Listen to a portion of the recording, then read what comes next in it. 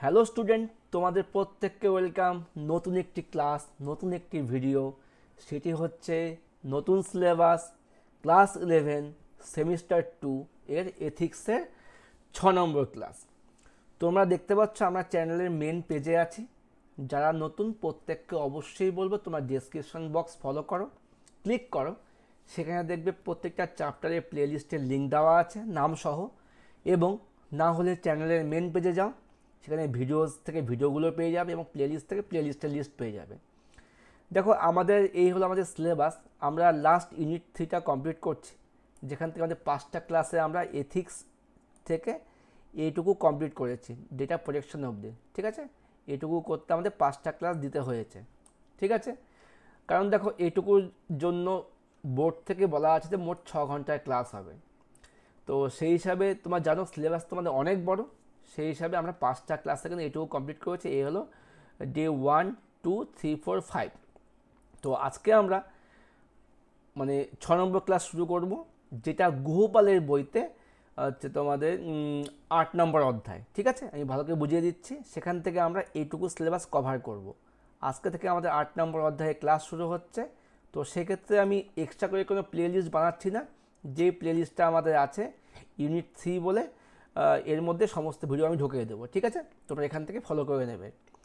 তাহলে আশা করি সিলেবাসটা বুঝতে পারলে। তো এই এই চ্যাপ্টারে কিন্তু আমরা সাইবার ক্রাইম এবং সাইবার সেফটি এই দুটো বিষয় ভালো করে শিখবো। ঠিক আছে, আচ্ছা এবার চলে আসছি আমাদের বইয়ের মধ্যে। তো এই হলো আমাদের সিলেবাস, বুঝে গেলে।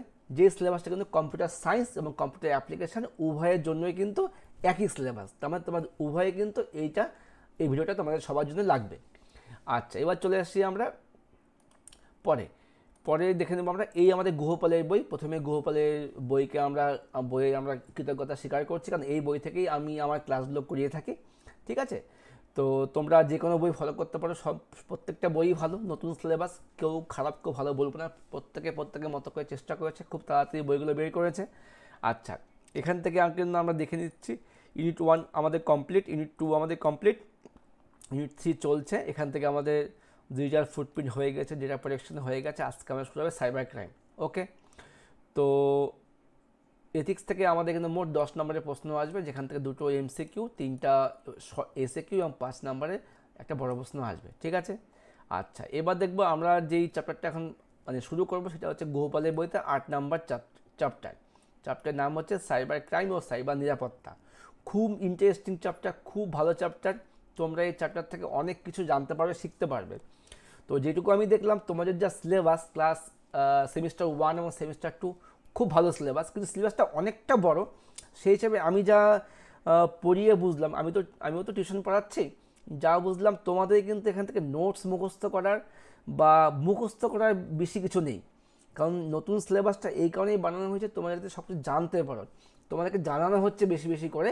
তো সেখান থেকে তোমরা, কারণ দেখো এত বড় একটা চ্যাপ্টার, এথিক্সের চ্যাপ্টার থেকে তোমাদের মাত্র 10 নম্বরের প্রশ্ন আসবে, যেখান থেকে আমাদের দেখো 3টা চ্যাপ্টার পড়ে আমাদের 10 নম্বর প্রশ্নে সলভ করতে হবে। কিন্তু এই 3টা চ্যাপ্টার থেকে কিন্তু 50 বা 100 নম্বরেরও প্রশ্ন করা যায়। তাহলে ভেবে দেখো, আমরা যদি ভালো মতো না বুঝি বা না জানি, তবে কিন্তু একটা অ্যান্সার করতে পারবো না। এটুকু আমার নিজের যা বুঝলাম আমি। কারণ তোমাদের কিন্তু সেমিস্টার 3 এবং সেমিস্টার 4 কিন্তু বোর্ড থেকে কোশ্চেন হবে, যেখানে তোমাদের কিন্তু স্কুলের কোনো ভূমিকা থাকবে না।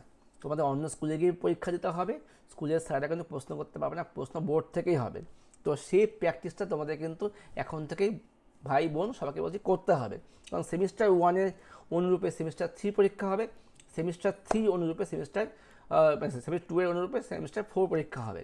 তো তোমরা যদি এখন থেকে কমন কমন নিয়ে পড়াশোনা করো, তবে কিন্তু কমন কমন নাম্বারই পাবে। ঠিক আছে, তো ভালো মতো পড়ো।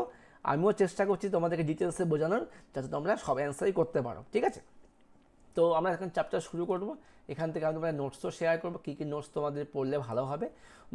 এবার যেমন আমি নোটসটা এখান থেকে করিয়েছি, যেটুকু সিলেবাস তার উপরে করিয়েছি, আর বাকিটা আমি আমার অফলাইন ছাত্রদেরকেও বলেছি তোমরা ডিটেলসে পড়ো, যাতে আমার সমস্ত প্রশ্ন ভালো মতো বুঝতে পারো। ঠিক আছে, প্রথমে আমরা এখান থেকে দেখে নেবো হচ্ছে সাইবার ক্রাইম কাকে বলে।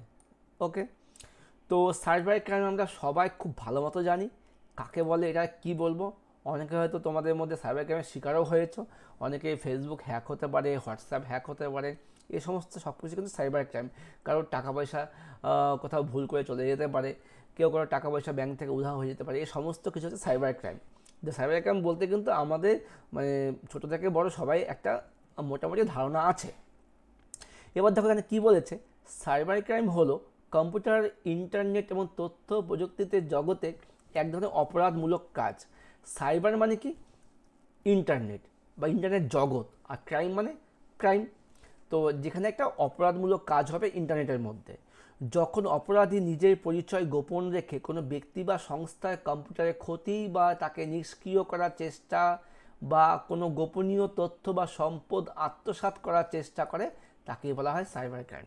খুব ভালো একটা অ্যান্সার হয়ে গেল। কম্পিউটার বা ইন্টারনেটে ব্যবহারকারীকে অবৈধ বা ক্ষতিকারক কম্পিউটারের সাথে জড়িত করে এই সাইবার অপরাধ ঘটানো হয়। এই সাইবার অপরাধের মারাত্মক পরিণতি হিসাবে ইন্টারনেট ব্যবহারকারীদের ডেটা, অর্থ, গোপনীয়তা, খ্যাতি, নিরাপত্তা ইত্যাদি ক্ষতি হতে পারে। তো এখান থেকে আমাদের যেই প্রশ্নটা পড়তে হবে যে সাইবার ক্রাইম বলতে কী বোঝো।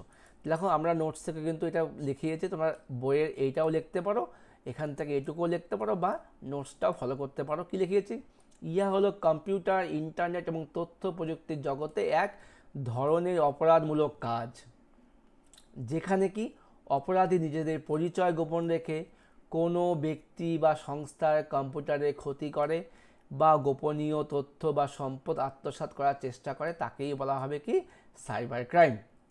ক্লিয়ার? এবার দেখব আমরা সাইবার ক্রাইমের বিভিন্ন ধরনগুলি কী কী, কোন কোন ধরনের সাইবার ক্রাইম আমাদের হতে পারে।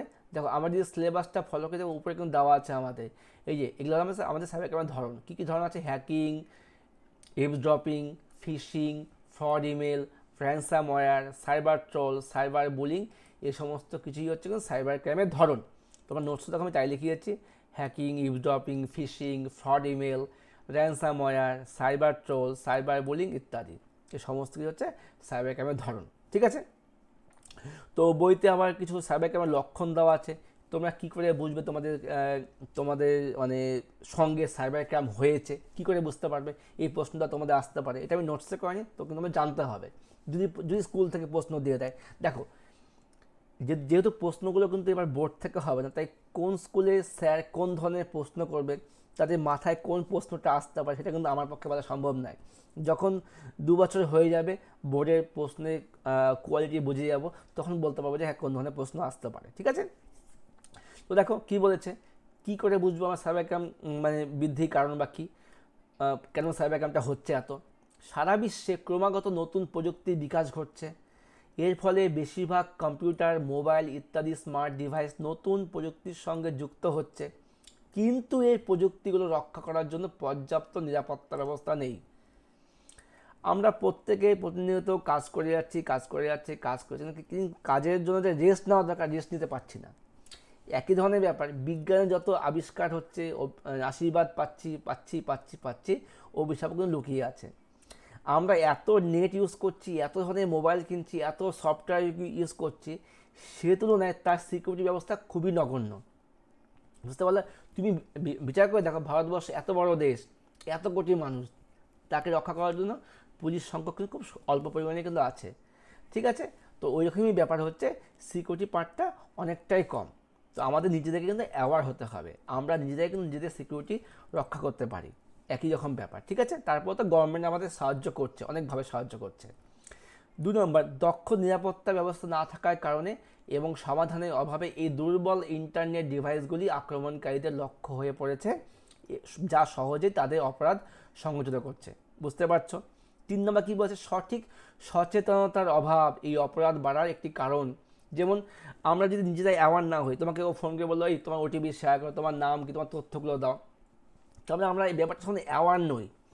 তো এটাই কিন্তু তোমাদের কিন্তু একটা ভালো একটা চ্যাপ্টার, আমি যা দেখলাম পড়িয়ে, এখান থেকে তোমরা অনেক কিছু শিখতে পারবে। এবার তোমরা এটা শিখে কিন্তু তোমাদের সমাজেও এটা শেয়ার করবে, কী কী কারণে আমাদের সাইবার ক্রাইমগুলো হচ্ছে, কী করে আমরা নিজেদেরকে সেফ রাখতে পারবো, অনেক কিছু শেখার আছে। যেমন দেখো কী বলেছে,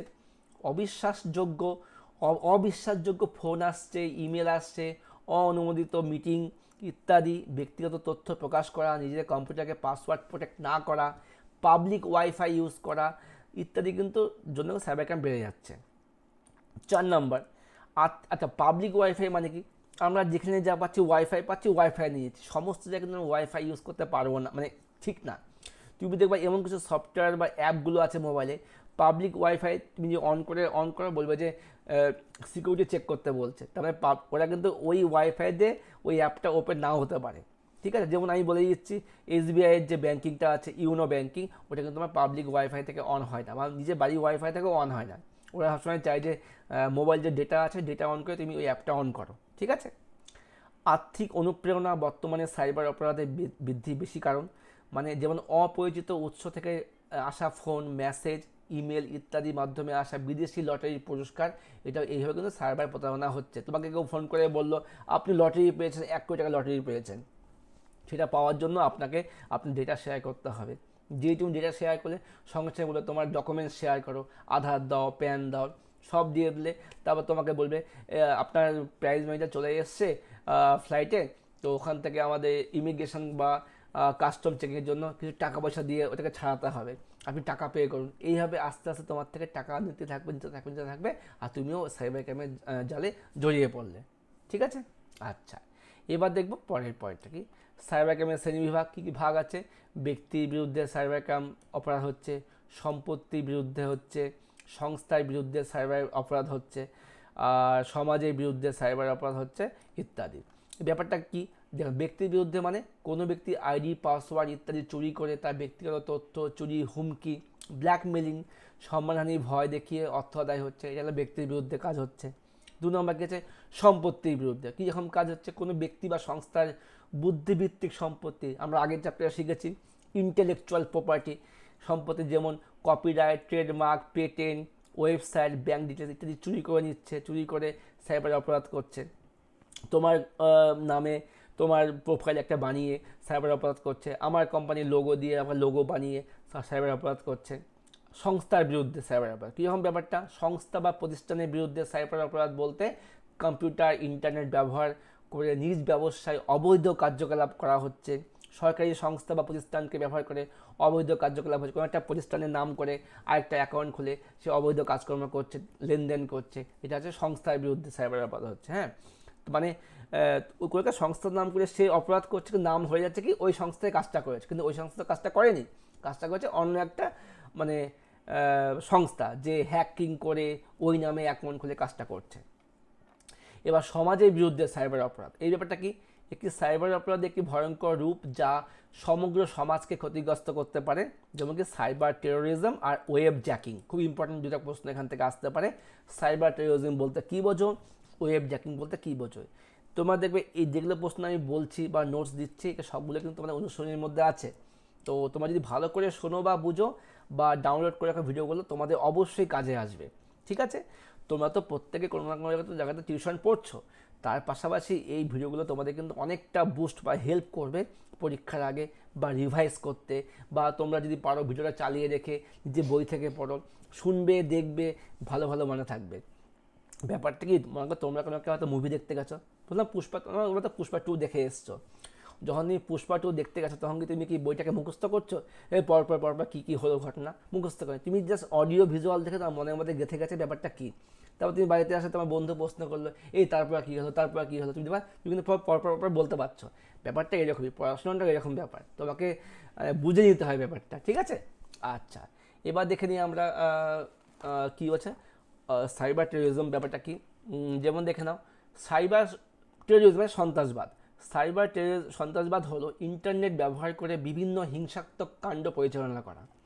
বুঝতেই পারছো, যেমন কি সমাজে বিভিন্ন সম্মানীয় ব্যক্তি বা সংস্থাকে বিভিন্ন প্রকার হুমকি দেওয়া হচ্ছে বা ভয় দেখে বাজে কাজ করানো হচ্ছে, রাজনৈতিক বা কোনো সংস্থার লাভ অর্জনের জন্য জীবনহানি বা উল্লেখযোগ্য শারীরিক ক্ষতি সাধন হচ্ছে, এই সমস্ত বিষয় হচ্ছে সাইবার টেরোরিজম।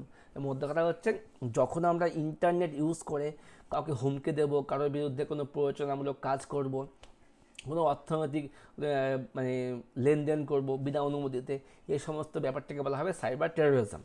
এবার দেখব ওয়েব জ্যাকিং কি, জ্যাকিং এই ব্যাপারটা কি, এক্ষেত্রে কোনো সংস্থা বা সরকারি ওয়েবসাইটকে ক্লোন করে হুবহু নকল করে তা থেকে বিভিন্ন প্রকার সুবিধা আদায় করা হচ্ছে, যেমন ওয়েবসাইটে ভুয়ো চাকরির বিজ্ঞাপন দিয়ে ফর্ম ফিল আপ করিয়ে অর্থ উপার্জন করা হয়। এমন কিছু কোম্পানি আছে, আমিও দেখেছি, হয়তো পেপারে অ্যাড দিয়েছে, পেপারে যারা অ্যাড ছাপায় তারা কিন্তু ভেরিফাই করে ছাপায় না, ওরা অ্যাড পেয়েছে, অ্যাড দিয়ে দিয়েছে যে এই সংস্থায় এই পদে কর্মী নেওয়া হবে, তো আপনারা এই ওয়েবসাইট থেকে লগ ইন করে ফর্ম ফিল আপ করুন। এবার ফর্ম ফিল আপ আমরা তো প্রত্যেকে ফর্ম ফিল আপ করছি, ফর্ম ফিল আপ শেষে একটা চার্জ পে করতে হয়, 400 টাকা 500 টাকা করে পে নিচ্ছে।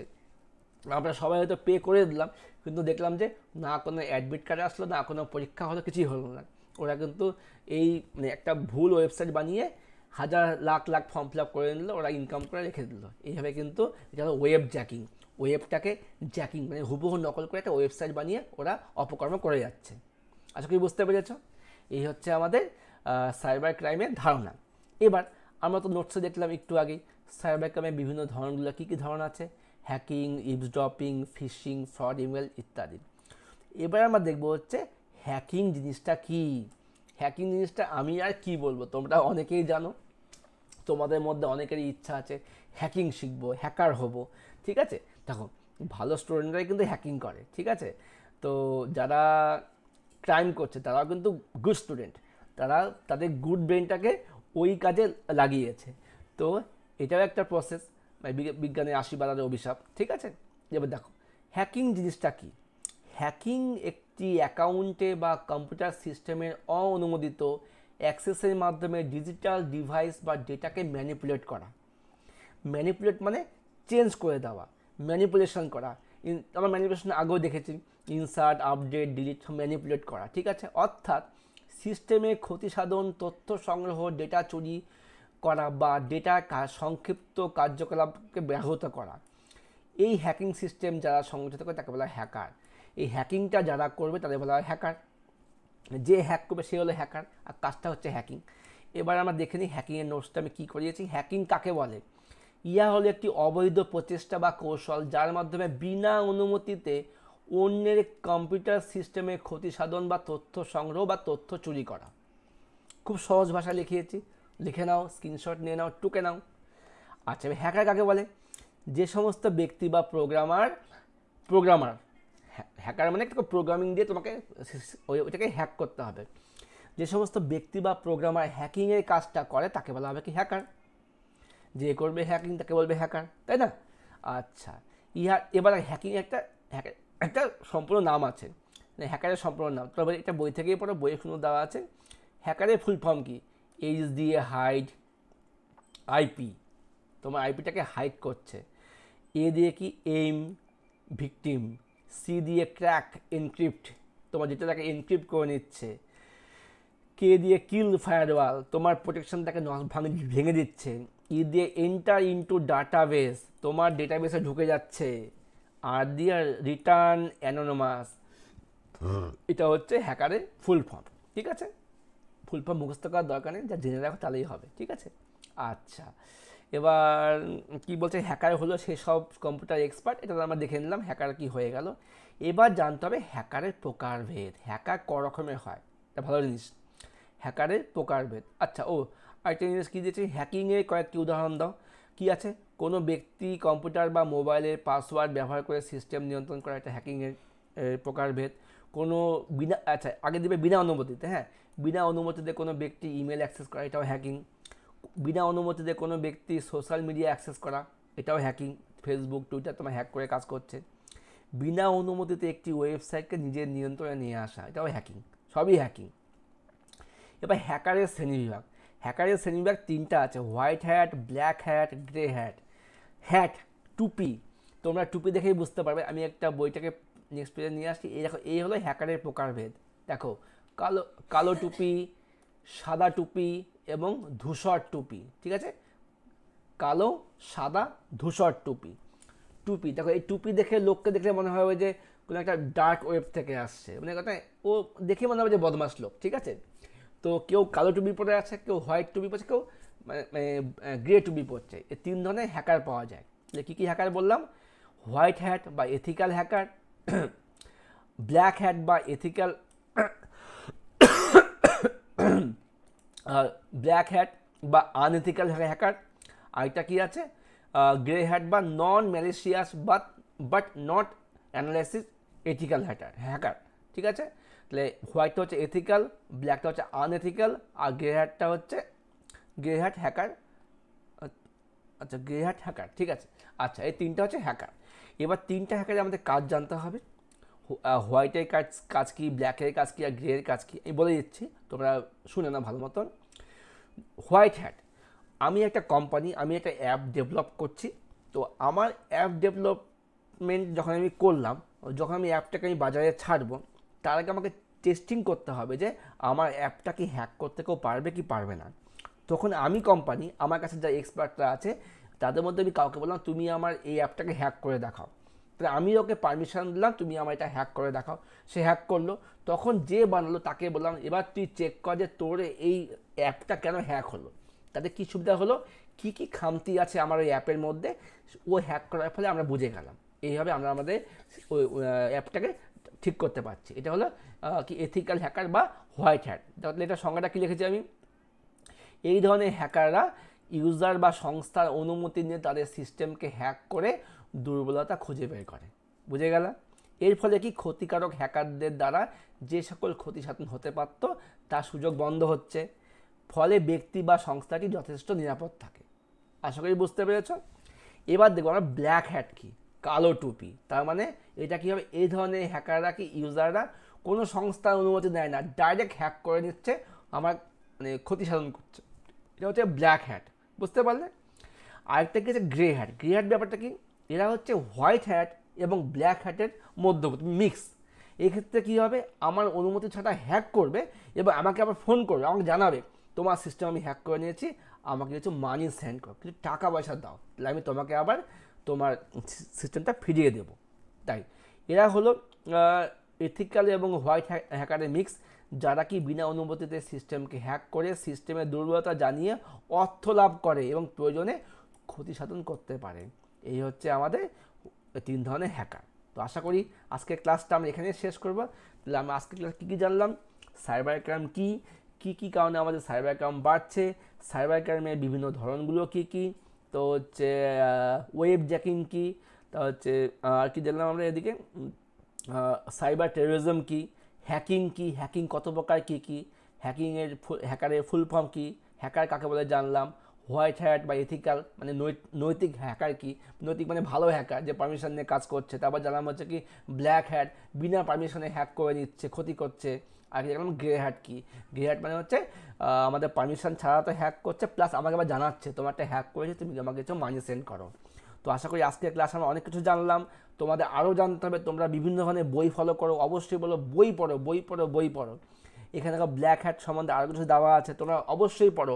আধুনিক জীবন, আমাদের এখন টেকনিক্যাল যুগ চলে এসেছি, এআই চলে এসছে, আমাদের প্রত্যেককে মোবাইল কম্পিউটার সব ইউজ করতে হবে, প্লাস আমাদেরকে কিন্তু ওষুধটাও জানতে হবে কোন ওষুধ খেলে আমরা কিন্তু উপকার পাবো। তো কী করে আমরা আমাদের ডিভাইসটাকে সেফ রাখবো, তো অবশ্যই বলি তোমরা এই বইটা আর ভালো করে পড়ো। একটা ভিডিও ক্লাসে অনেক কিছু বলতে হচ্ছে, ভিডিও অনেক লেন্দিও হয়ে যাচ্ছে, যা তোমরা বই পড়ো, ভালো জানতে পারবে। যেখানে যা সমস্যা অবশ্যই কমেন্ট করে জানাবে। দেখা হচ্ছে খুব তাড়াতাড়ি পরবর্তী ক্লাস নিয়ে, তোমাদের কমেন্টের আশায় থাকবো। ভিডিও ভালো লাগলে লাইক করো, শেয়ার করো, পাশে থাকো ঘোষ কম্পিউটার একাডেমি। বাই।